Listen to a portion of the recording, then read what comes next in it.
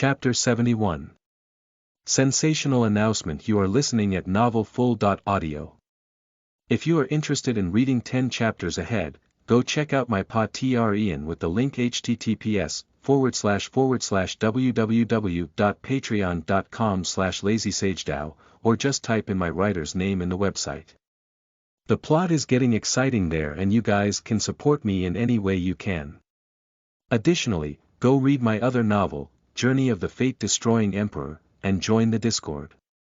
https://py.gg/princess_ty___________________________________________. Let's begin with the Imperious Curse, which allows a wizard to place someone under their complete control. This curse is special amongst the other three, as someone with an exceptional will can indeed wake up from it. To deal with this curse, I have come up with two solutions. One is a set of potions that can slowly strengthen the will of the users.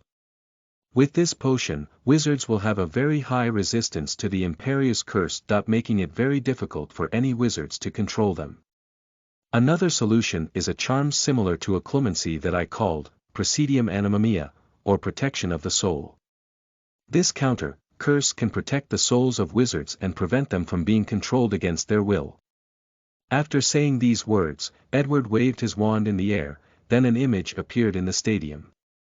The image was similar to how Grindelwald showed all the wizards his vision of the future during the rally in Paris. In this image, Edward showed a vivid demonstration of how to properly practice this spell, from the pronunciation to wand movement, to things that people need to pay attention to. Many wizards were surprised, as they did not expect that Edward would actually reveal this precious knowledge. Many people assumed that this was just a publicity stunt to show Edward's talents and accomplishments. They assumed that after the announcement, Edward would receive a bunch of rewards, but they never believed that he would just reveal the knowledge. Especially so easily, without asking for any remuneration. After the demonstration was over, Edward continued. For anyone who did not understand or remember this magic in such a short time, there is no need to worry. After this event, everyone present here will receive a book containing all three curses. Additionally, stores belonging to the Bones family will have free books regarding this topic for anyone who wishes for one. Now, let's continue. The second curse is called Excite Cruciatus. This charm allows wizards to temporarily cut off their pain receptors. As such, rendering the Cruciatus curse invalid. Following this, another demonstration appeared for the people in the crowd. Meanwhile, Edward was thinking about the Cruciatus curse. To him, this spell was the easiest to create a curse for. At first, he thought this was a dark art that tortured a person's soul, but he was not completely right. The Cruciatus curse just stimulates pain receptors. Only when a wizard is powerful enough or twisted enough that he could use this curse to inflict pain directly to the mind or spirit. Just Bellatrix did to the Longbottoms. So, all Edward had to do was create a spell that actually shut off the human body's pain receptors. As for the possible damage to the mind, his first charm against the Imperious Curse and even occlumency can help with that.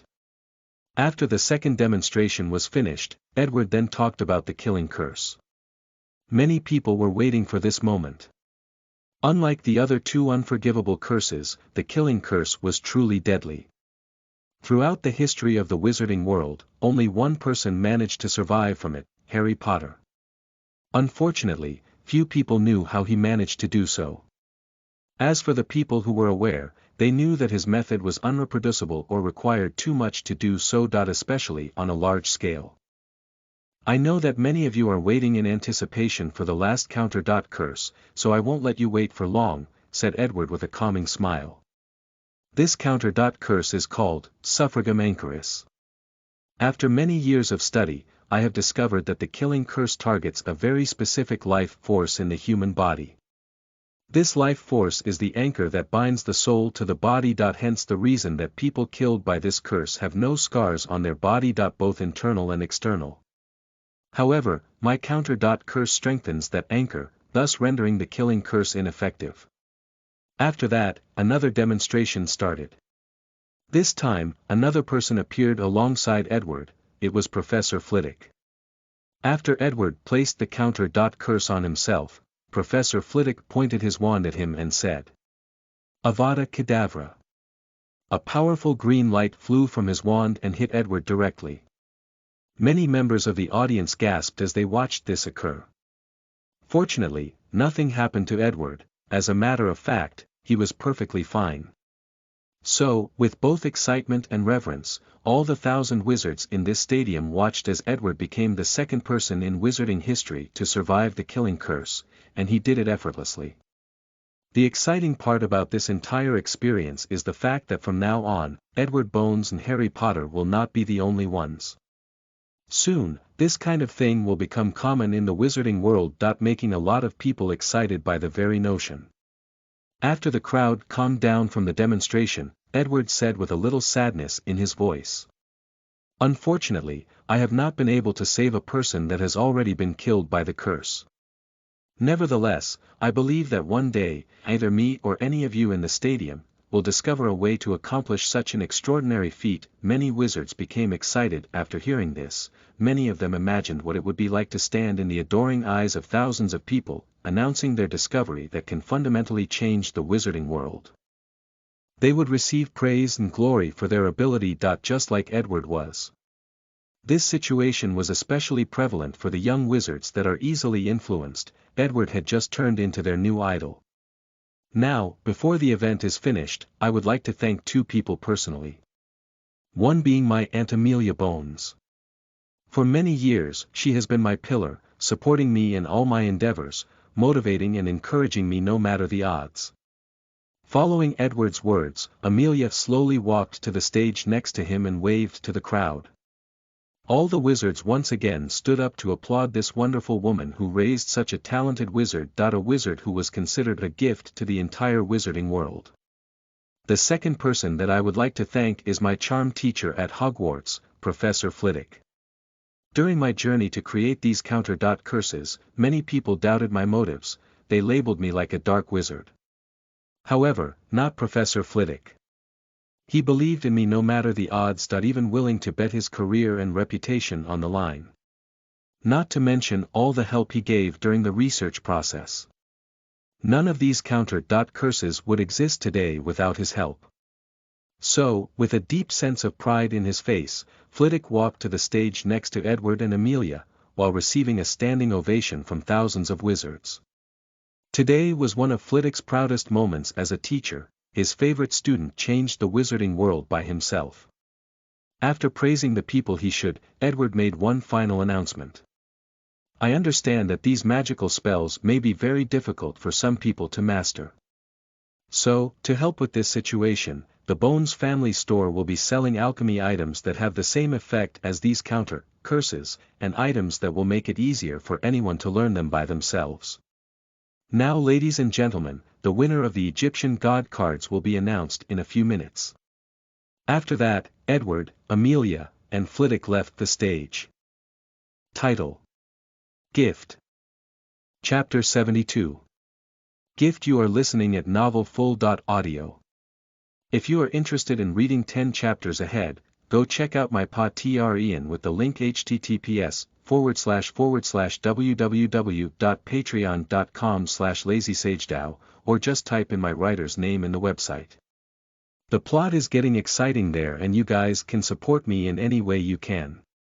Additionally, go read my other novel, Journey of the Fate-Destroying Emperor, and join the Discord.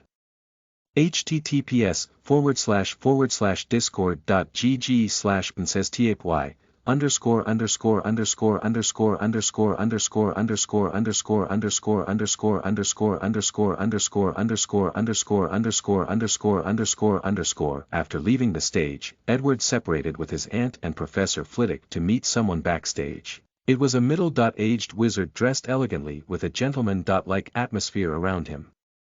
"Mr. Barnabas Cuff," said Edward as he stretched his hand for a handshake. Just call Barnabas, responded the editor-in-chief of the Daily Prophet while shaking Edward's hand, knowing that the person in front of him was actually the secret owner of the Daily Prophet, and could determine whether he held on to his job or not. In that case, Barnabas, have you brought the thing I asked for?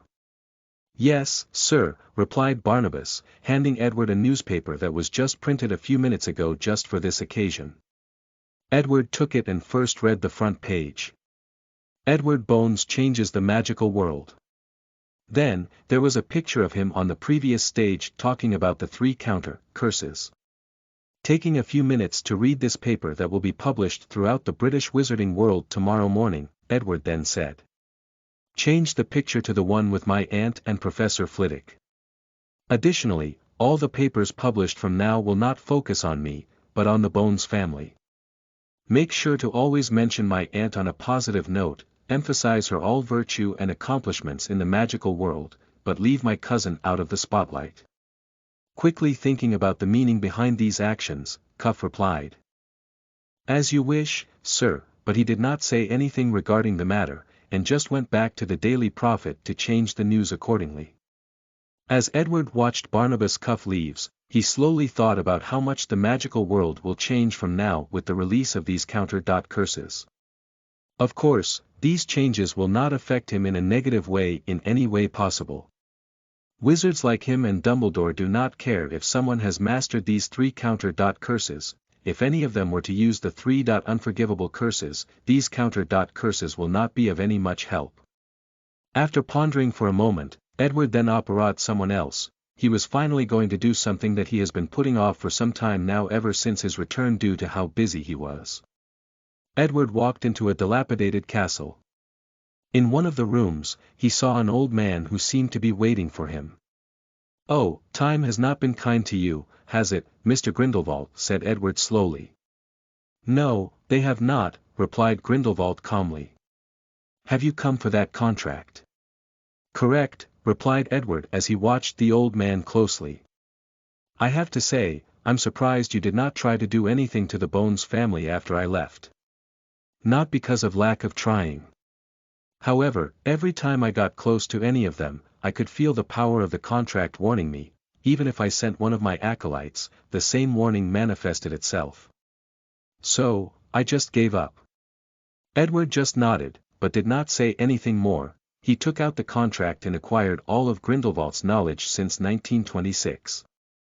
After that, he prepared to leave. However, Grindelwald suddenly said. I have to thank you. Oh, why is that? Because you showed me that my dream of freeing wizard kind is indeed possible, it's just that I went about it the wrong way. Edward turned around and looked at the man who was once feared as the greatest dark wizard that ever lived. In his eyes, he did not see any sadness or pity for his failure, but hope. Did you have another vision of the future? Asked Edward calmly. You can say that, replied Grindelwald. Then, he got up from the floor and went to the corner of the room. After tapping a specific spot, a small chamber appeared. Inside were 2 sealed beakers. One full, while the latter had a small amount of blood. Well relative to the other one. This is my gift to you, said Grindelwald. I know that you are studying bloodline, so these 2 vials contained both my blood and Dumbledore. Unfortunately, during our battle in 1945, this was the little amount I could gather. However, I managed to preserve its freshness for so many years using magic. Edward looked at the 2 vials of blood for a moment, then with a wave of his hand, they floated in front of him before placing them inside his pouch. As a matter of fact, he did not need Grindelwald's blood as he already acquired it in 1926 when he was imprisoned by MACUSA. All Edward had to do was secretly control the person in charge of the prison to use a reasonable reason to draw Grindelwald's blood. As for the reason that he did not take his blood when he forced him to sign the contract, that's because he did not want to push Grindelwald too far and forced him to resist. After all, blood is the medium for countless dark magic. Edward's cautious nature always made sure to use the most efficient and easiest way to accomplish his goal. BDNVL.M. Nevertheless, he was still very interested in the headmaster's bloodline. From Credence to Aberforth, all the members of the Dumbledore family seemed very gifted wizards. As such, Edward has always been very curious about their bloodlines. Now that he got Albus Dumbledore's blood, he finally collected all the Dumbledore's blood. Including both Credence and Aberforth, which he secretly collected. Due to time constraints, he did not have time to study their bloodlines, but now that his initial plan for world domination had been set, he could finally return to his experiments. Right before leaving, Edward asked Grindelwald, "Why are you helping me?" After a brief pause, he said, "Because I want to see the world you are going to create with my own eyes." And even participated in creating it, secretly thought Grindelwald. Meanwhile, Edward could guess some of the thoughts of this old and powerful wizard, so he said, "You should be aware that might require you to give up everything. Including your soul and will." However, Grindelwald just smiled without saying anything. Nevertheless, Edward understood the meaning behind that smile. Grindelwald was willing to do so, but now was not the time.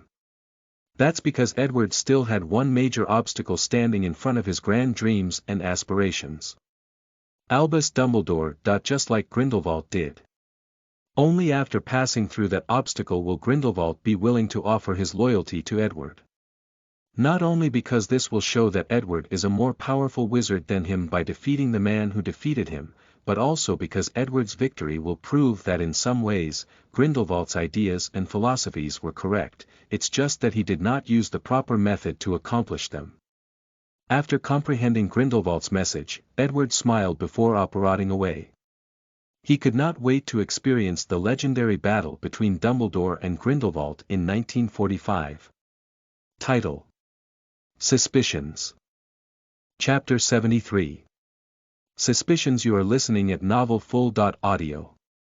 If you are interested in reading 10 chapters ahead, go check out my Patreon with the link https://www.patreon.com/lazysagedao, or just type in my writer's name in the website. The plot is getting exciting there and you guys can support me in any way you can. Additionally, go read my other novel, Journey of the Fate-Destroying Emperor, and join the Discord. https://forward/discord.gg/pnsstpy__________________________________________.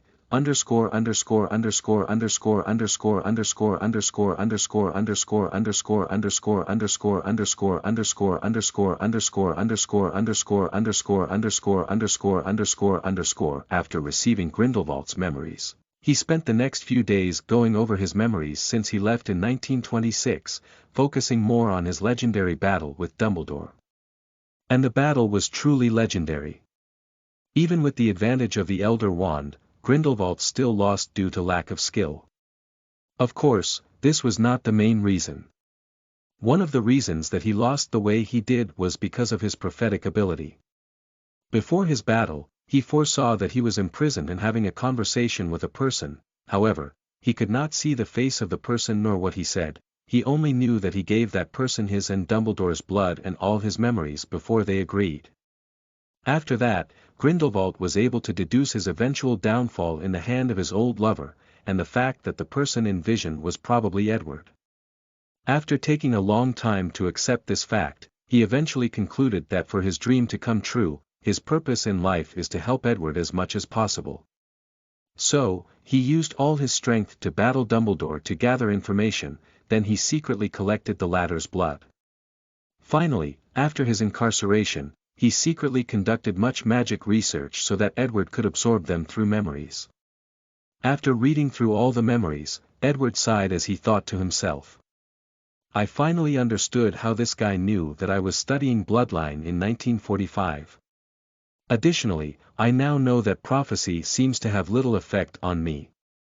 Additionally, the research that Grindelwald made will be of great help to me. However, before I start using his research, I need to deal with the problem of the second limiter." After that, Edward started his research as there was still a month before school started. He was not yet willing to give up his job as a professor. After all, it is easier to influence these young minds of Great Britain as their professors. Scene break. Dumbledore was inside his office with a newspaper in his hand, seeming deep in thought. In front of his desk, there were also many newspapers lying there. Professor McGonagall entered the headmaster's office to hand Dumbledore a document. Professor Dumbledore, Professor Dumbledore, Professor Dumbledore, Albus, she yelled near the end. Minerva, you are here, replied the headmaster, who raised his head after hearing her roar. Albus, is everything all right? Ever since Edward's announcement a few weeks ago, you have been very distracted. After a brief pause, Dumbledore answered. I just feel that something is wrong, Minerva. What do you mean? Look at these newspapers, what do you see? Replied the headmaster. Professor McGonagall looked at all the newspapers and read some of the titles. Professor Flitwick became the third person to survive the killing curse, Potion Master became the fourth person to survive the killing curse, Bones family's new alchemy item are cheap and affordable to all wizard kind. Bones family, the new future of the magic world. Additionally, these newspapers were not just from Britain, but all over the world. She even saw one from the very reclusive or secluded magical country of China. All these articles talked about either Edward or Bones' family in one way or another. But is there something wrong with that? Asked Professor McGonagall. They seem to want to promote their family name. If it was any person, I would think so. But Edward is different. After so many years of observing him, I know that he is different, everything he does has a purpose. What are you trying to say exactly, Albus? Dumbledore sighed before answering. I'm afraid that Edward has started his grand plan of world conquest and civilization building. Professor McGonagall frowned before asking. Didn't you say during the interview, he told you that he was not planning on doing so? Did he lie? Given his character, not likely. So, what made him change his mind? Dumbledore paused for a moment. I received news from an old friend that he met Edward in 1926. Most likely, something happened there to change his mind. 1926, asked Minerva with a frown on her serious face. He is messing with Time Turner. However, after seeing him a few weeks ago, he did not appear to age by more than 60 years. That's what makes me more worried. According to Nico, Edward has the recipe for the Philosopher's Stone. And it appears that he succeeded in crafting one of his own, thus attaining immortality. Adding his youth potion, maybe even eternal youth. The room instantly became quiet for a good half a minute. Then Minerva asked. So, what are you going to do? Dumbledore sighed as he looked through the window of his office. I do not know, Minerva. Part of me wants to see the world built by him, while another part fears that he will become lost in the pursuit of power, no, the pursuit of knowledge. Minerva did not say anything after hearing this, as she too looked forward to what world Edward would build. She once had a conversation with him and he told him that transfiguration was probably one of the magic with the most potential. Despite the majority of wizards ignoring its value. According to Edward, the highest level of transfiguration that he envisioned is called matter manipulation. When Edward explained to her the concepts of atomic manipulation, subatomic manipulation, macro quantum manipulation, and quantum manipulation, Minerva spent a great deal of time to have a basic understanding of these concepts. Then, she was fascinated and truly wondered whether transfiguration could truly reach such height described by Edward. After waking up from his wandering mind, Dumbledore then said. Well, now is not the time to think about these things as I have no definite proof of anything. What I am currently most concerned about is Cornelius. The Minister of Magic. What does he have to do with all of this? Asked Minerva with a puzzled look on her face. Based on recent events, I can deduce that Edward plans to increase the Bones family prestige, then have his Aunt Amelia run for the position of Minister of Magic. Like this, they will have the rightful right to control the British magical world. Nevertheless, I worry that Edward will not have the patience to wait for the next election, but use some unscrupulous method to achieve his goals. Minerva was not surprised by these words, nor did she think that Edward was not capable of doing such a thing. After years of knowing him, although she had to admit that Edward was her most talented student, she could see that he was the kind of person willing to bend the rules when necessary. Do we need to warn Minister Fudge? Asked Minerva. Yes, however, I fear that things may not go as easily as stated. Then the headmaster sighed before taking a parchment and writing a letter. Then, he had an owl deliver it to the Ministry of Magic. _________ title. The Secret of the Limiter. Chapter 74. The Secret of the Limiter. You are listening at novelfull.audio. If you are interested in reading 10 chapters ahead, go check out my Patreon with the link https://www.patreon.com/lazysagedao, or just type in my writer's name in the website. The plot is getting exciting there and you guys can support me in any way you can. Additionally, go read my other novel, Journey of the Fate-Destroying Emperor, and join the Discord. https://Dumbledore's owl flew to a specific destination before dropping the letter in a container, which also contained many letters. Following this, a person came to pick up the letter and dropped it in at a specific department of the Ministry of Magic.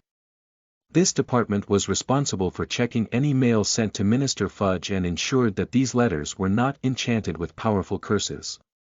The person checking the mail was a female wizard. She would take the mail, then use a specific spell to check whether a curse was placed on the letter. However, when she saw that it was a letter for Fudge from Dumbledore, she paused for a very quick moment, then proceeded to act normally. However, no one noticed how she actually took that specific letter and placed it in a specific compartment in her desk. Then, the letter disappeared. Scene break. Amelia Bones was in her office dealing with countless papers. It appeared that she was a little overwhelmed as she had so many people to communicate with. Especially the past weeks. On her desk, there was a small lamp with blue flame. This lamp appeared to be something she used to decorate her office. Suddenly, the blue flame turned green and a letter appeared on her desk. Upon noticing this, Amelia frowned a little as she took the letter. A letter from Dumbledore to Fudge, she muttered to herself. Immediately afterward, Amelia took a small mirror from her desk. With a wave of her hand, the mirror suddenly expanded. A few seconds later, a disheveled person appeared in the mirror. It was Edward. He looked like he had not slept for weeks, nor properly bathed himself. "Are you all right?" asked Amelia with worry on her face.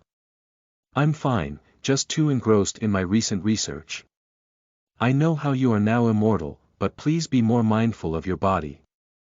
"I will." Amelia nodded her head, then continued. "I will send you a letter that is magically sealed, see if you can open it." She then used the same lamp to send Dumbledore's letter to Edward. Who had a similar lamp in his room. Using his wand, he opened the letter and read it. "Did he already notice our action?" asked Amelia. "It appeared so," replied Edward. "So fast." The headmaster did not become the world's most powerful wizard simply because of his talent. The man is wise beyond measure. Amelia nodded her head as she agreed with this statement. "So, do you need my help to deal with the situation?" "There is no need. I have learned a lot of things with the Muggle advisor that you acquired for me, so I can easily deal with this situation." After saying these words, Amelia sighed deeply before continuing.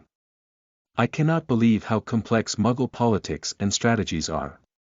Compared to the petty squabbles going on in the Ministry of Magic." Edward could guess her feelings.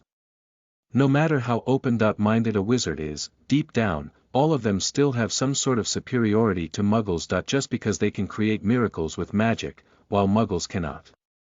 As a result, many wizards, even the ones that do not discriminate against Muggles, still believe that wizard society is more advanced than Muggles in many ways.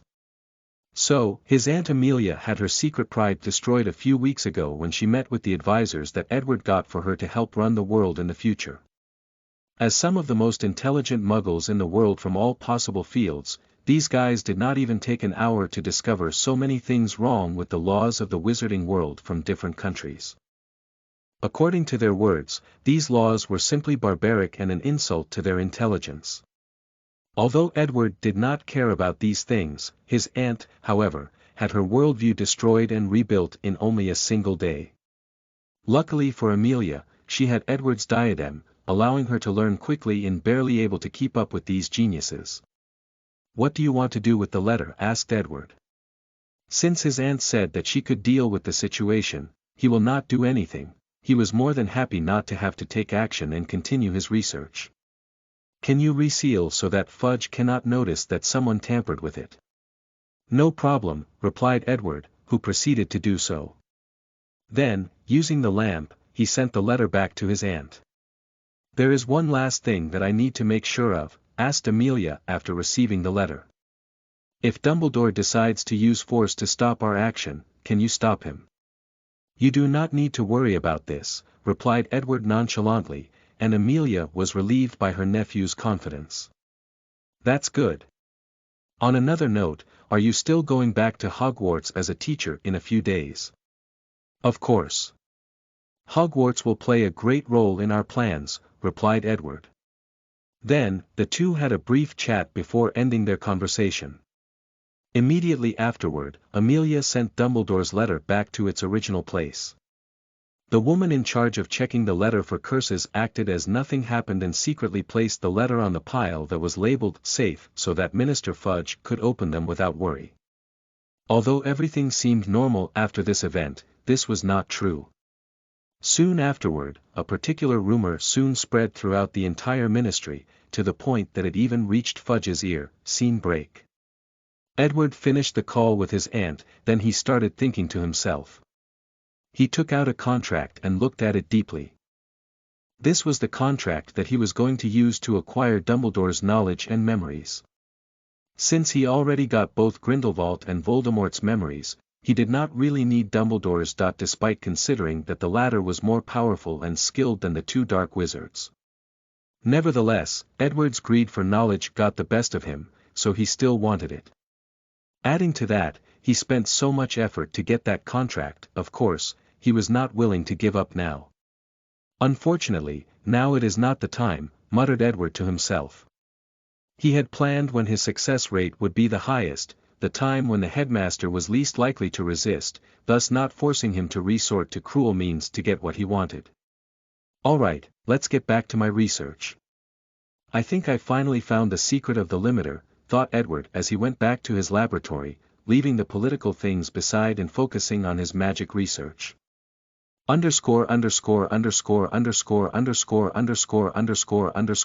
Title. Little Trouble. Chapter 75. Little Trouble. You are listening at novelfull.audio. If you are interested in reading 10 chapters ahead, go check out my Patreon with the link https://www.patreon.com/lazysagedao, or just type in my writer's name in the website. The plot is getting exciting there and you guys can support me in any way you can. Additionally, go read my other novel, Journey of the Fate-Destroying Emperor, and join the Discord. https://discord.gg/princesstiapy.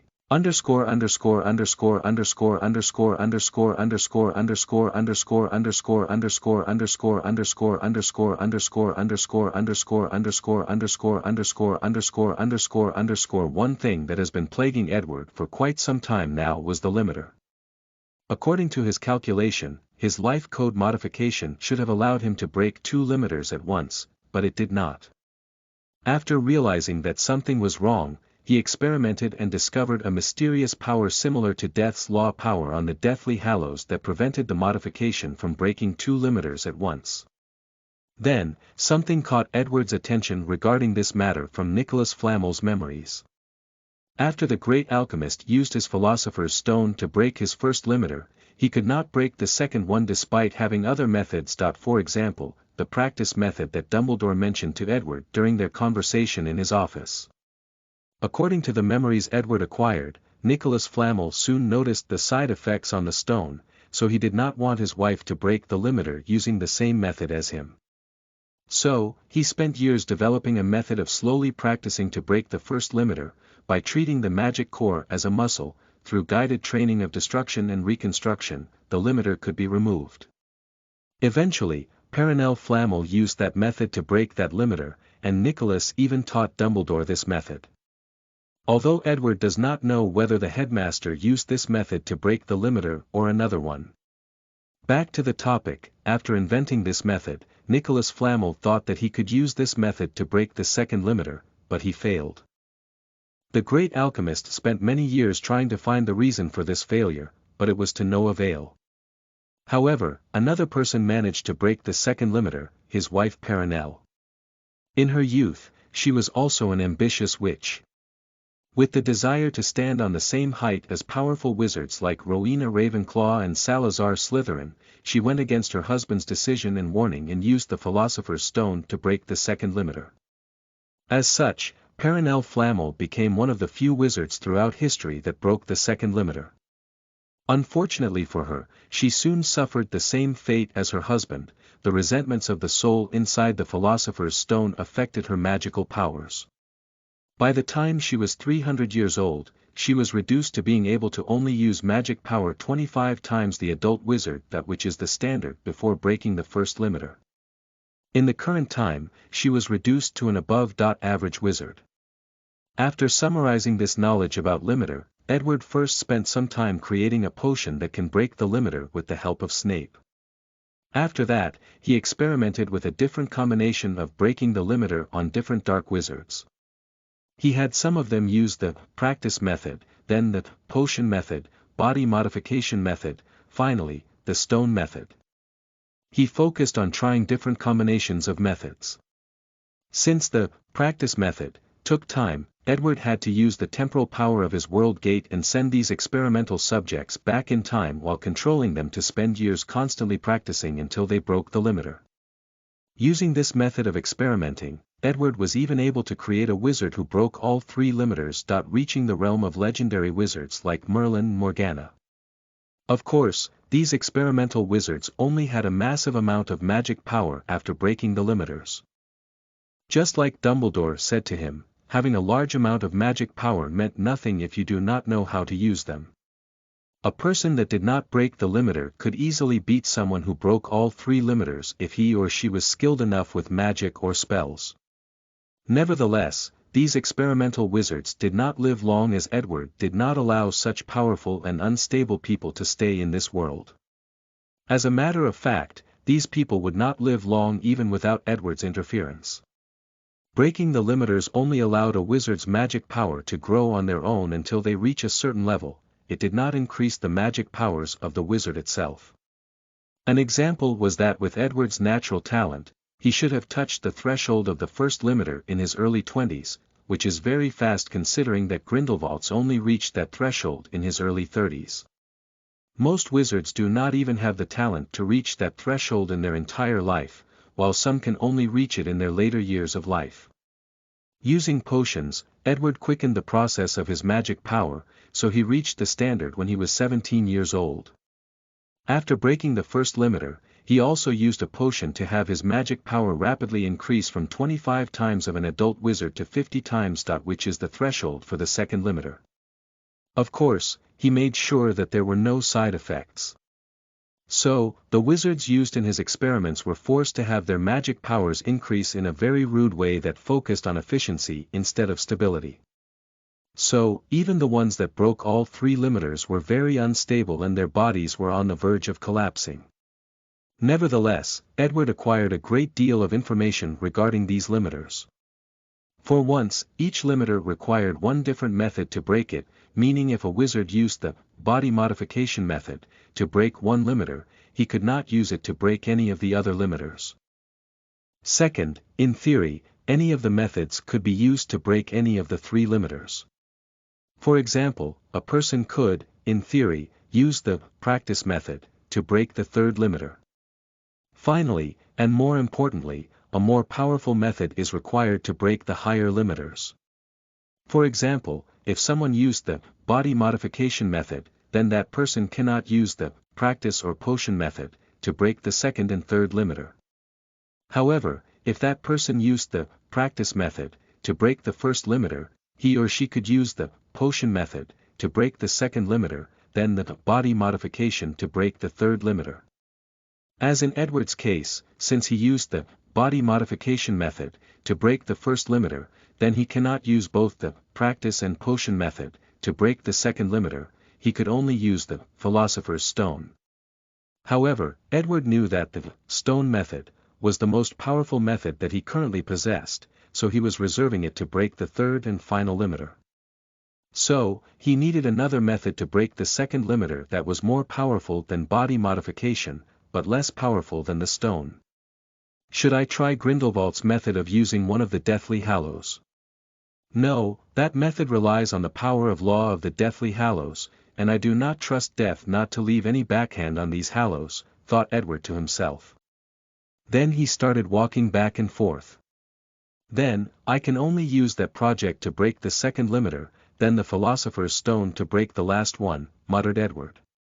I would not have to go through all this trouble if my plan to replace the magic core with a Philosopher's Stone succeeded. Anyways, I should not be in too much of a hurry. According to my research, the third limiter or 100 times the magic power of an adult wizard is the highest level allowed in this Harry Potter universe.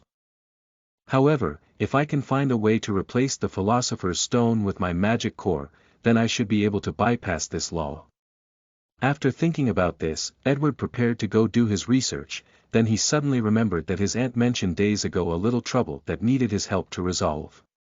However, he was so engrossed in his research that he forgot, and she did not want to bother him, so he did not even mention it during their recent talk. After sighing deeply, Edward took a proper shower, dressed nicely before operating back to Earth to deal with things properly. Title: The New Lord. Chapter 76. The New Lord. You are listening at novelfull.audio. If you are interested in reading 10 chapters ahead, go check out my Patreon with the link https://www.patreon.com/lazysagedao, or just type in my writer's name in the website. The plot is getting exciting there and you guys can support me in any way you can. Additionally, go read my other novel, Journey of the Fate-Destroying Emperor, and join the Discord. https://discord.gg/princesstapy. Edward was standing in front of a manor waiting for someone. Fortunately, he did not have to wait long. After a few seconds of his arrival, another person appeared in front of him. Severus, how are things going? Asked Edward with a smile on his face. Everything is fine, replied Severus Snape with a look of suspicion on his face as he wondered what had gotten into Edwards today. What about the clones? A month ago, I finally created a potion that stabilized their DNA. The Muggle scientists were fascinated by this and claimed that they can develop new cloning technology by studying these clones. According to them, it won't be long before they could develop the technology to create perfect clones without any problem. Nevertheless, I still discover a problem. Oh, can you be more specific? Asked Edward with intrigue. I discovered that these clones have developed a brand new soul of their own. How intriguing. I will check it out when I have time. However, you do not need to worry as I can still remove these souls from their bodies when the time arrives. Snape nodded his head before continuing. I understand. So, why did you call me here? He did not believe for a moment that Edward just called him to chat or ask about the state of the clones. He could just stop by the laboratory to check the result. Edward did not immediately answer him, but walked next to the young potion master, patted his shoulder before saying, Severus, how have I treated you the past few years? Snape frowned as he had an ominous premonition. You have always been a person who keeps his words, so I have no complaints. True, replied Edward. Compared to the two other lords that you have served, I can be said to be the one much easier to get along with. Voldemort treated you like a servant and did not even keep his promise to you of not killing Lily. As for Dumbledore, he used emotional manipulation to keep you loyal to him, yet does not offer anything of value to you. Snape remained calm on the surface, but a great inner turmoil took place inside him. And it was not just because of Edward knowing all his secrets, but also because he discovered that his memories were being read, forcefully. He tried to use his occlumency to stop the invasion, but it was no use, so, he created false memories in his mind. But, that also did not work, as these memories could easily be discovered and identified as false. It seems that I was right. After my body modification, my already powerful soul became even more mighty, thus increasing the power of spiritual magic like legilimency. Even a powerful occlumency master like Snape could no longer resist my power. Should I focus on spiritual magic like telepathy and psychokinesis? After all, I seem to be very gifted with this kind of magic. Forget it. As a wizard, I should control the power of the elements like flame, ice, and thunder. Then, bend space and time to my will. That's what a true wizard should be like in my mind. Forget about spiritual magic or using weapons to fight like those barbaric knights. What kind of wizard confronts his enemy head-on? These people should be ashamed to call wizards or magicians. However, I could use this newfound ability to my advantage. I wonder if I could read Dumbledore's mind to acquire all his knowledge. Forget it, use the contract first. If that does not work, use the torture. I can only use legilimency as a last resort. After all, Snape cannot compare to Dumbledore in terms of strength of the soul and mind. While all these thoughts were rapidly going through Edward's mind, Snape had a visibly disturbed look on his face. The reason being the fact that Edward placed a very memorable memory in his mind. In this memory, he saw how he spent years secretly protecting Harry Potter under the order of Dumbledore. Then, the Dark Lord was revived using dark magic and recalled all the Death Eaters to once again serve him. He became a double agent for Dumbledore to spy on the Dark Lord. The memories were not many or too small, but two of them caught his attention. One is when he is told by Dumbledore that Harry Potter, whom he was forced to protect for so long, had to die at the hands of the Dark Lord, essentially raising him like a pig to be slaughtered, which were the exact words his other self in the memory said to Dumbledore. The second memory was his own death at the hands of the Dark Lord. Despite being so loyal to him, he still killed him without hesitation, just because of the Deathly Hallow. Finally, in his dying breath, he told Harry Potter the truth about him and Lily, and how he was always protecting him all this time. After reviewing these memories, Snape took a few moments to calm himself down before asking with trembling words. "Is that your future?" "Yes," replied Edward calmly.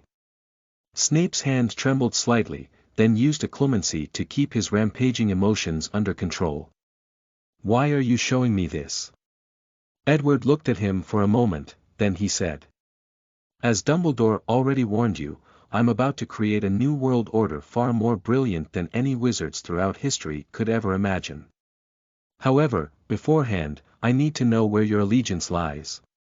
Severus Snape frowned after hearing this as he began to think about the situation. He knew that he could not hide his thoughts from Edward, so he did not try to fake his response, but thought deeply about the issue. "I have already served the Dark Lord, so there is no problem with serving Edward as long as he is powerful enough to prevent the previous master from getting his revenge. Additionally, Edward has allowed me to make amends for the mistakes of my past." So, Snape bowed to Edward while saying, "I pledge my allegiance to the Lord."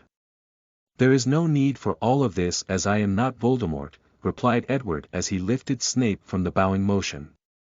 "The reason that I need your allegiance is because, in the world that I am about to create, I will need talented wizards like you."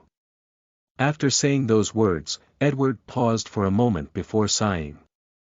"I have to say, I do not think people truly realize how talented of a wizard you are. Back in school, you could create spells of your own.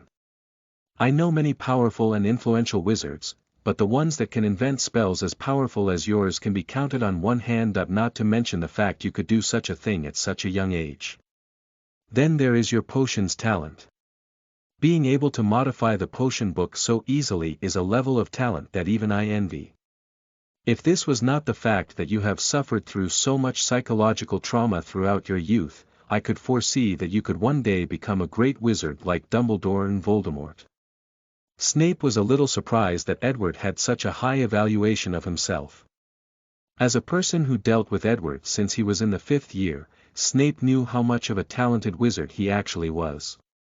He spent many nights awake thinking of the terrible consequences that the magical world would suffer from if one day Edward decided to become evil. At some point, he even wanted to warn Dumbledore to take action and prevent the rise of Edward. However, thinking about the possibility of one day seeing Lily again, he forced these thoughts deep in a corner of his mind. "Thank you for the compliment," said Snape. Edward smiled. "You do not need to worry about Voldemort. With me here, it is a question of whether I would allow him to resurrect. And even if he did, he would not pose much of a threat. Now, let's get back to business. Show me your dark mark." Without hesitation, Severus showed him his hand with the mark, and Edward used his wand to activate it, calling all the loyal Death Eaters of Voldemort for an assembly. Title: Loyalty. Chapter 77. Loyalty. You are listening at novelfull.audio. If you are interested in reading 10 chapters ahead, go check out my Patreon with the link https://www.patreon.com/lazysagedao, or just type in my writer's name in the website. The plot is getting exciting there and you guys can support me in any way you can. Additionally, go read my other novel, Journey of the Fate-Destroying Emperor, and join the Discord. https://forward/discord.gg/pincestypy________________________________________________________________________ A few minutes later, many people apparat in front of a large manor wearing strange and creepy masks. At first, they were surprised at not seeing their lords, then they were relieved when they saw Severus waiting for them. With a motion of Snape's hand, all the Death Eaters removed their masks before following inside. There, they did not see Voldemort as expected, but Edward sitting in the main seat with Bellatrix standing next to him.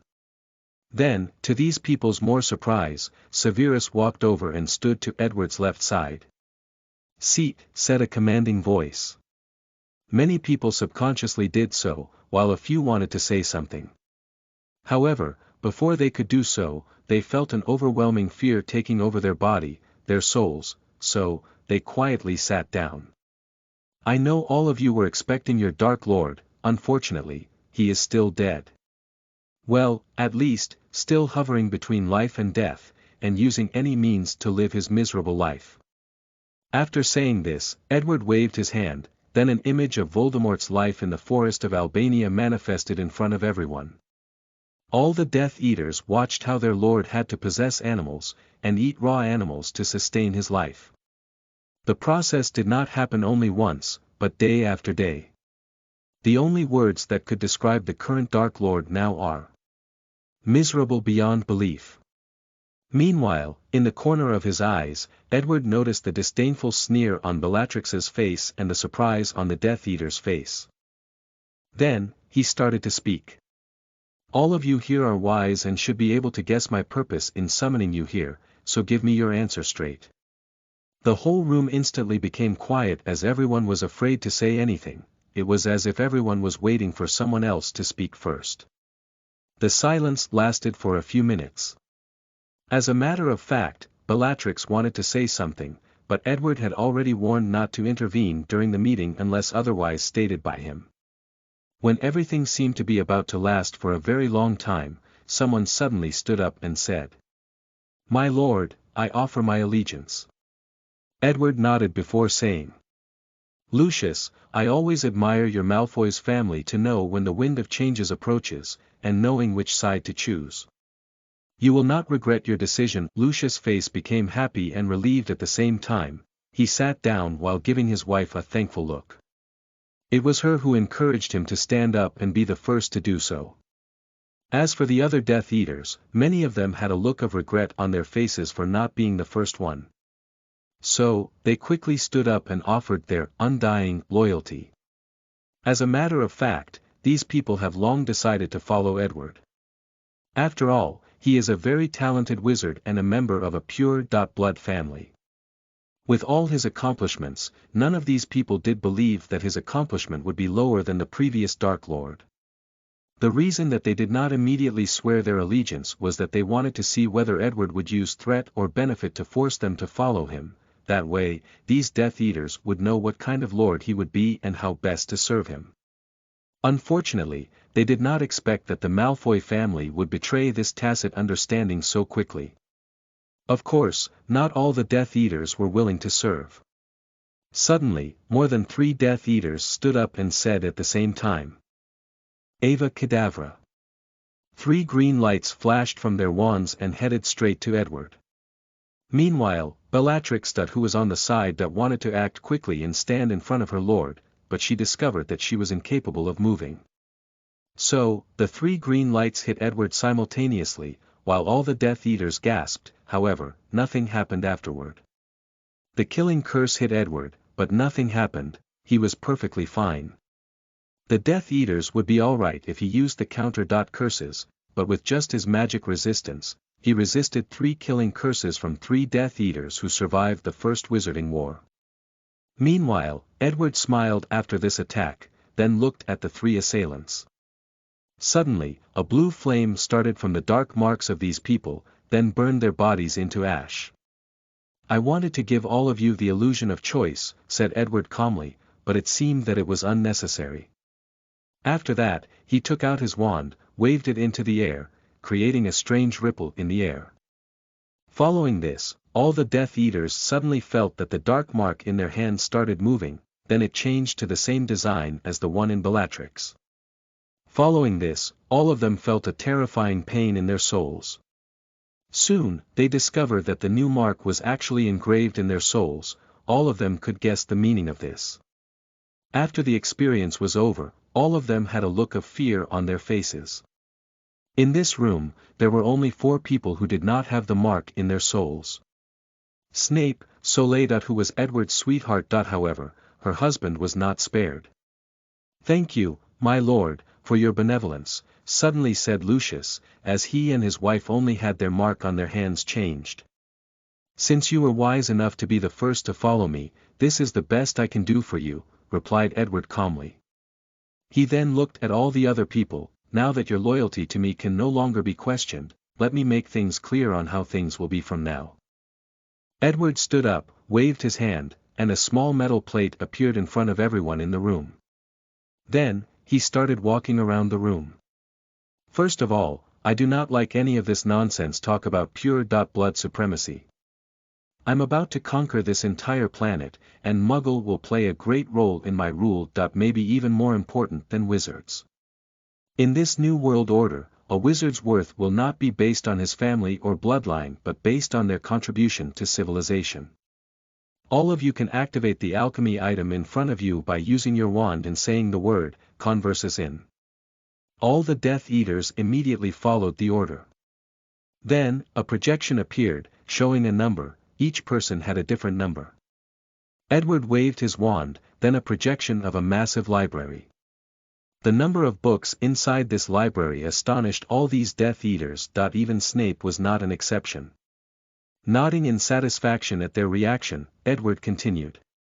I'm not Voldemort, who used fear and power to rule over you and never gave any benefit. This library contains all of my knowledge. In there, you will find the most powerful spells, the foulest of dark magic, the mystery of the soul, the way to improve bloodline, and even acquire immortality. The breath of all these Death Eaters became rapid after hearing this. Knowing Edward's reputation, they did not doubt his words. All they could think about was how they could get their hands on this knowledge, and Edward answered their questions. With a wave of his wand, a list appeared in front of them with numbers behind them. The list included things like bloodline modification, elixir of life, Ravenclaw's diadem, revival of loved one. Just by looking at the things in the list, information about their meaning was instantly placed in the minds of these Death Eaters. They all secretly gasped, wondering if this was some very elaborate prank. This is not a dream or prank. I am a person who believes that knowledge should be shared for more to be produced, and civilization can advance. As a person who advocates the law of equivalent exchange, this knowledge is not for free.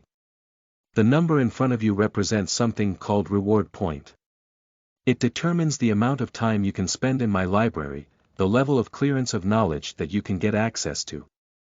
As for the list in front, not only do you need a certain amount of reward points to acquire any of these things, but also, a certain level of loyalty to me is also required. Yesterday, I watched the new Marvel movie Shang-Chi and it was epic. As more new shows or movies are released, I become even more excited to write about Edward's adventures in the Marvel world. If anyone already watched it, tell me if you like it or not in the comments. But no spoilers. Title: Reward Point. Chapter 78. Reward Points. You are listening at novelfull.audio.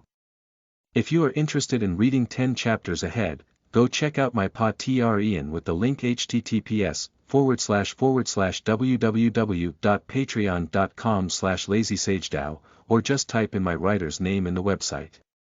The plot is getting exciting there and you guys can support me in any way you can.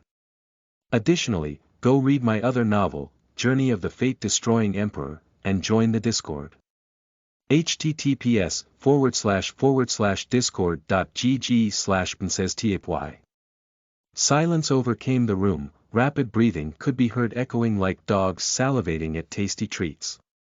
The emotion known as greed could be seen in the eyes of these Death Eaters, especially with the mention of bloodline and immortality. All of them strongly believed in the idea of bloodline superiority. Now they discovered the magic that could prove their theory. As for immortality, their previous lord always exclaimed how he has conquered death by attaining immortality. Now, the very same opportunity was offered to them. While most of these Death Eaters were overwhelmed by greed, some of them managed to calm themselves down. Narcissa Malfoy raised her hand. After seeing this, Edward smiled before saying, "This is not Hogwarts, you do not need to raise your hand to ask a question. If you have something to say, do so." "My lord, you can call me sir," said Edward. "That goes for all of you." "Sir, how is reward point determined? And can we acquire more points?" Finally, all the Death Eaters woke up from their power lust and focused on things that matter to them, the reward points. After a glance, everyone noticed that each family had a different number of points. Some very astute people quickly realized that the older and more powerful families, especially the Sacred 28, had more points. Of course, this was not absolute. Some families who were ancient, but currently declining, did not have many points. "Great question," said Edward with a satisfied smile. "I'm a person who values knowledge very much, so a few years ago, I visited your family's secret vaults and helped myself to all the books located there. The reward points you have now are based on the value that I believe your family's books are worth." Edward paused for a moment. Meanwhile, all the Death Eaters were greatly surprised that their new lord just admitted to theft like it was nothing at all. "As for how you can acquire more reward points, simply, by contributing more knowledge to me. The easiest and most efficient way is to design magic experiments of your own, then submit them to me for evaluation. Then, I will decide the number of points you deserve. If you do not know how to do a magic experiment, you can just submit an idea you have for the experiment, then I will guide you and fund your experiment. However, doing so will result in your points being reduced." Edward paused for a moment after saying, as he realized that these people might not know how to properly experiment. "Forget about me guiding you on to properly set an experiment. All of you will have to go to training to learn how to do so." Edward decided to put all these Death Eaters through the same process as Bellatrix. That way, not only will they become proper experimenters, but also learn about Muggle technology and even reduce some of their misunderstandings about them. As for the pain these people will have to suffer by having a massive amount of knowledge cramped in their minds, he did not care. Since Bellatrix can survive, they should be able to do so as well. Besides, with him here, even if death wanted to take their souls, he can still prevent it. Another way to acquire point is to hand over to me lost knowledge, books, or magical artifacts that I do not have. Sir, suddenly said Lucius Malfoy. Can money be used to exchange points? Edward had a pensive look on his face after hearing that question, then he said. As an alchemist that can literally turn metal into gold, and as the future ruler of this planet, money will have little to no value to me. Nevertheless, I also understand that wealth can also be an advantage for many of you here, so I will allow it. Then, with a wave of his hand, the ratio of gallons to reward points was displayed in front of everyone. Many people secretly gasped at how high the ratio was. Not many people could afford to use their wealth to exchange for points. However, many people also figured out that the reason that Edward made the price so outrageous was to discourage people from using this method or abusing it. I am glad that your Malfoy family is so bold and not afraid to ask the right question, said Edward as he looked at both Lucius and Narcissa. Then, he waved his wand and added more points to them. An act that garnered the envy of many of the other families. Except for the Greengrass. Both Soleil and her husband Jameson could tell that their families had the second amount of points behind the Malfoy, and the reason for that is most likely due to Soleil's relationship with Edward. For the first time, Jameson was glad that his wife had a secret lover and he hoped that she could use this fact to further increase the advantage of their family.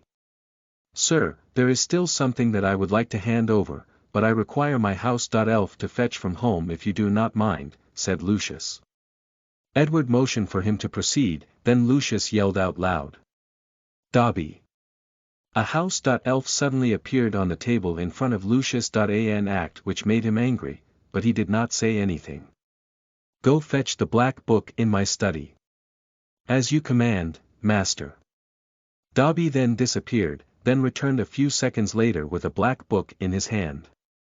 Lucius grabbed it from his hand while forcing him off the table. Sir, this is it. It was something that the previous Dark Lord that I met Voldemort gave me to safe keep for him, said Lucius as he handed the book to Edward. With a wave of his hand, the book floated from Lucius and landed on him. This must the first Horcrux that Voldemort made. Horcrux. You can look for the information on the plate in front of you. There is a search option. All the Death Eaters immediately pointed their wand on the metal plate, then they learned that there is indeed a search option. As long as they thought about what they wanted to know, the information would show up. Following this, the information about Horcrux showed up. Horcrux. An alternate form of immortality that involves splitting the soul and attach it to an alchemy item with powerful magical power that served as a tether to the mortal world. As long as that item is not destroyed, then the owner is considered immortal. The maximum number of Horcrux that can be made is 7. History. This dark magic was created by an ancient Greek dark wizard named Herpo the Foul. But it was further improved by Tom Riddle, Voldemort. Warning. This kind of immortality is not recommended due to the side effects which include change in appearance, splitting the soul is very painful, can lead to instability of the mind, can lead to the paranoia of people always discovering your Horcrux. Rewards point. All the Death Eaters sighed as they finally understood how their previous Dark Lords achieved his immortality. Nevertheless, despite the warnings at the end, many people were thinking about raising enough points to exchange the method for making Horcrux. After all, the other methods were too expensive. Some of them have heard about this kind of dark magic and wanted to check their family heritage to see if they still had a copy. So, I'm currently sick, so if you see me not updating for the next few days, then you know the reason. However, if I feel better then expect a normal release schedule. Title: Insidious Death. Chapter 79. Insidious Death. You are listening at novelfull.audio.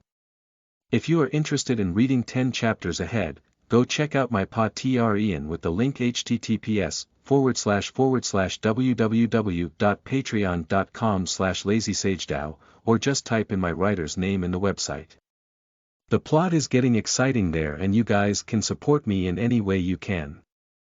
Additionally, go read my other novel, Journey of the Fate-Destroying Emperor, and join the Discord. https://discord.gg/princesstapy. Edward took a brief moment to scan the diary, before placing it on a bag with extension charm. So far, he had most of Voldemort's Horcrux, including the diary, the Ravenclaw diadem, Hufflepuff's cup from Bellatrix, and even the Slytherin locket that which he had his Housel.elf Momo steals from Creature in the Black family house. The only one left is Harry Potter. As for Nagini, Voldemort only made this Horcrux 2 years later in 1994. After doing this, Edward looked at Dobby, then waved his hand to telekinetically bring his body in front of him and started analyzing him. "Sir, if my house.elf offends you, I will punish him without hesitation," hurried said Lucius, with his voice trembling a little. "There is no need, I just found your house.elf special," replied Edward calmly as he took out his wand and used some sort of magic on Dobby. Who had a terrified look on his face. "Special?" asked Lucius in confusion. "I have done a lot of research on house.elves, and I discovered something fascinating," replied Edward while still analyzing the terrified Dobby. "A powerful wizards place bloodline magic on the entire race, enslaving their bodies and minds. Hence the reason that they are so loyal to wizards. No, it goes beyond this. As a result of such magic, all house.elves even love the prospect of being enslaved. Except for this one. He has his own will, his ideas, and beliefs. At first, I thought that his bloodline was special, hence the reason that he was different. But, no. It seemed that it is his soul that is unique." Meanwhile, Dobby was terrified as he felt that all his secrets were revealed, so he hurriedly said. "Dobby is always loyal to Master Lucius. Were you going to tell Harry Potter to stay away from me after experiencing what you say in this meeting?" asked Edward with a smile on his face. Becoming ever more terrified, Dobby lowered his head. As for Lucius, he was furious. If he was not in front of people, Merlin knows what he would have done to Dobby. Edward looked at him and said. "Give him a piece of clothing." Lucius was startled at first, but he did not say anything. Without hesitation, he took out his handkerchief and threw it at Dobby, who hurriedly caught it. "Now, little house.elf, you are free. But, I still have to modify your memories for you not to intervene in my plans." After hearing this, Dobby became even more frightening. With the thought that he must warn Harry Potter, he snapped his finger to try to apparate. Unfortunately, to his horror, he discovered that his magic was invalid. So, he tried a few more times to no avail. Meanwhile, Edward just smiled and used his wand to modify this guy's memory. Then, with another wave of his wand, the house.elf was teleported away. One of the Death Eaters raised his hand, then remembered Edward's previous word and lowered it. He said. "Sir, do we need to free our house.elves too?" "In the future, you will have to, but not now. The only reason I freed him was that he is useful for my plans," replied Edward. "Now, do you have anything to say? If not, this meeting will soon end." "Sir, I have an idea for an experiment, but I do not know if it is probable," suddenly said Jamerson Greengrass. "Oh, go ahead. I was wondering what would happen if I placed the soul of an animal inside a wizard." He did not say anything else besides looking at Edward and waiting for his answer. "Ha, that's an interesting idea. From what I know, even werewolves, who are considered magical animals, have a normal human soul. In such an experiment, you can first try ordinary animal souls, followed by magical animal souls. You can try it on Muggle prisoners and dark wizards." He then looked at Jamerson. "Does your family has the fund for this experiment?" "There should be no problem. In that case, after going to proper training, you can set the experiment on your own. I'm looking forward to the result." "Training, sir?" "Yes. All of you have to go through training to learn about basic Muggles knowledge and how to set up an experiment. I'm warning you now, this training will be very painful, and some of you might become sick for a while during the process." So, I need you all to create a schedule when appropriate for any of you. After all, we do not want the world to suddenly notice that a bunch of members of pure blood families all suddenly become sick at the same time. Edward then looked at Snape. You are in charge of creating the schedule. As for you, Bellatrix, you have your own thing to attend to. As for me, I have a meeting with Death. A sudden flame enveloped Edward as he disappeared from the room. Meanwhile, all the Death Eaters felt relief after his departure. It was like a giant weight has been lifted off their shoulders. Then, they looked at the alchemy plate in front of them with delight. They could not wait to gain access to that vast library. Unfortunately for them, a loud cough from Snape woke them up from their thoughts. Although Severus was also excited as Edward granted him access to the library. And from what he observed, he had way more points than even the Malfoys, and he was even granted something called temporary level 3 access, while all the other Death Eaters only had level 1 access. According to Bellatrix's envious explanation, it meant that he would pay less for any knowledge, and had access to deeper secrets. Still, since Edward placed him in charge of creating the schedule for this so-called training, he would do his best to accomplish the task. As for Edward, he teleported to his manor on Earth, took out the Deathly Hallows, and contacted Death. What do you want, wizard? Do you think I have nothing better to do? Asked the tall and menacing god of death who looked exactly like a tall Dementor. I have a question I need to ask you, replied Edward with his usual calm demeanor. And why should I answer you? I do now owe you anything. Edward sighed. Okay, how about we lay our cards on the table? Do you think that I am stupid? What do you mean? You have been acting suspicious for quite some time now. Do you think I would not discover your plan? Once again, wizard, I do not know what you are talking about. Ignoring him, Edward started talking.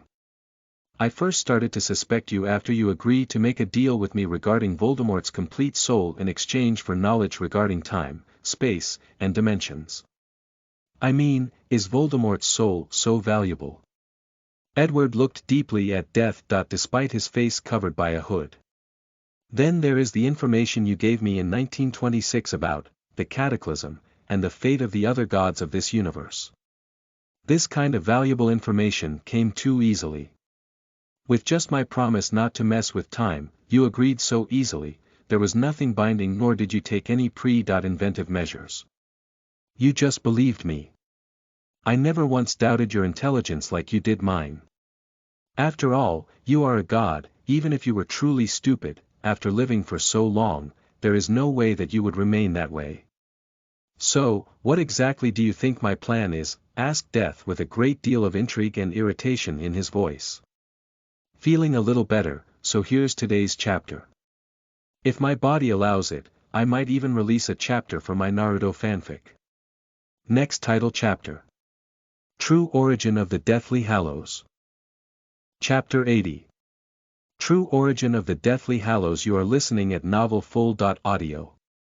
If you are interested in reading 10 chapters ahead, go check out my Patreon with the link https://www.patreon.com/lazysagedao, or just type in my writer's name in the website. The plot is getting exciting there, and you guys can support me in any way you can.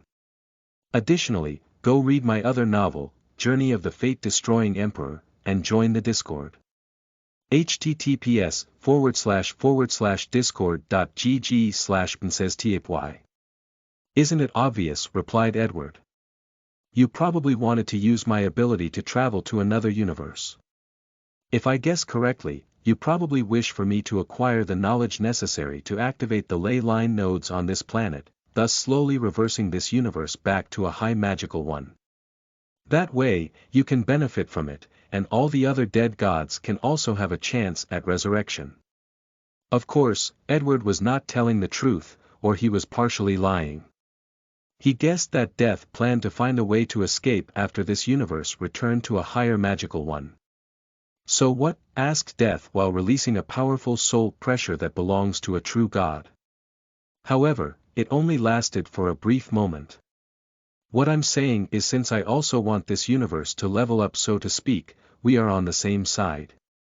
We should work together, replied Edward with his usual calm demeanor and smile. After a brief silence, Death asked. You said you came to ask me a question. What is it? I came to ask about the correcting force of fate. Is it going to affect my plans? You do not need to worry about that. What do you mean? Asked Edward. You are the kind of existence that is rejected by fate. Hence, the correcting force, as you called it, will stay away from you whenever you are involved in anything. This is also the reason that you cannot use any divination magic and the reason that divination does not work on you. Edward frowned after hearing this, then he asked. If what you said is true, how come Grindelwald had a prophecy about me?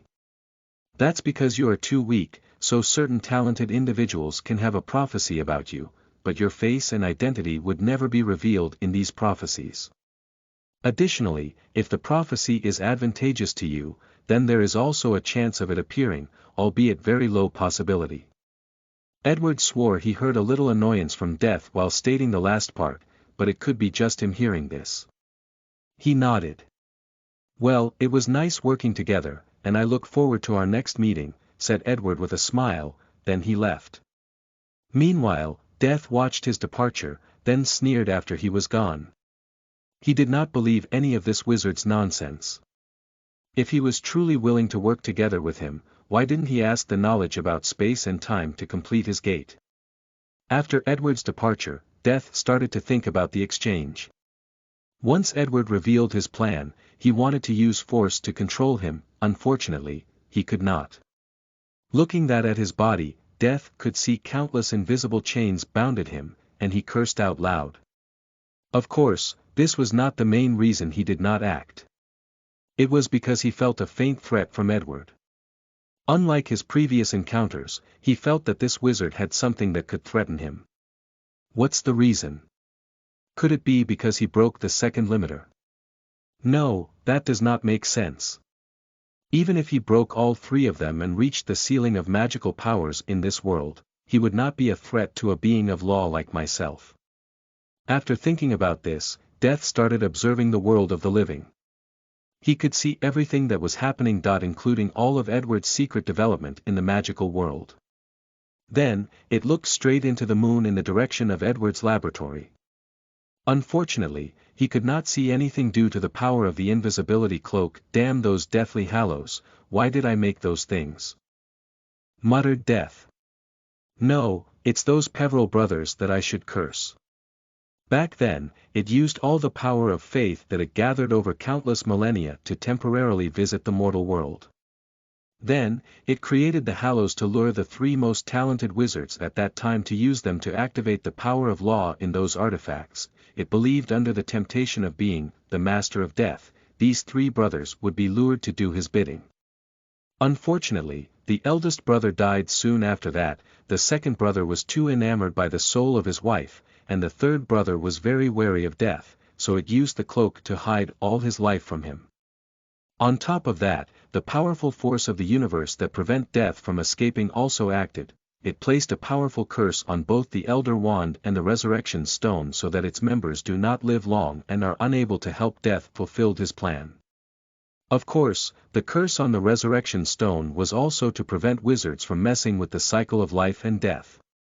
After thinking about all of this, Death became angrier. Then, there is that Dumbledore.